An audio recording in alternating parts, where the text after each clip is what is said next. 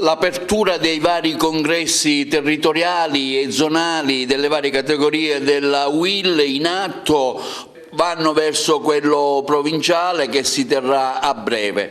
Ecco, su quali piattaforme e obiettivi futuri lavora la UIL di Agrigento? I congressi sono motivo di analisi di quello che si è svolto negli ultimi 4 anni e quello che intendiamo fare per i prossimi 4.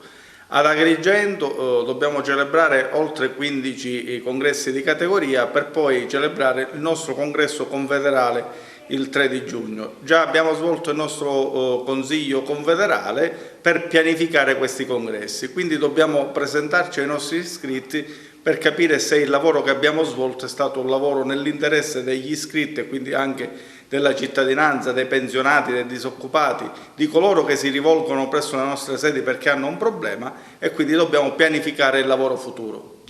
La UIL è anche servizi con un efficiente CAF che mette a disposizione l'utenza, è legato anche ai vari patronati, servizi importanti in un momento in cui le emergenze sono tante e che il cittadino magari è un po' smarrito, voi ne offrite diversi. Sì, la nostra priorità, specialmente ad Agrigento, è stata quella di aprire i nostri servizi a tutto il territorio provinciale. Infatti oramai da oltre 4 anni siamo il primo patronato in provincia di Agrigento e anche come CAF abbiamo grandi numeri. Questo sta a significare che le esigenze e le istanze dei nostri comprovinciali vengono perfettamente, trovano soluzione nei nostri uffici e quindi andiamo avanti nell'interesse della collettività.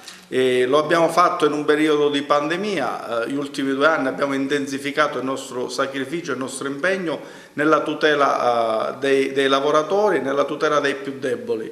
Ogni decreto che è stato emanato, che prevedeva delle misure a sostegno del reddito, sono state ampiamente riscontrate nei nostri uffici. Segretario, ecco l'ultima domanda, una UIL però sempre attenta alle tante tematiche del tessuto sociale, non ultima la presenza sempre con il cartello sociale, a evidenziare purtroppo tematiche e problematiche, in particolare quelle viarie, ora quella sull'acqua, che purtroppo da anni martoriano la nostra provincia.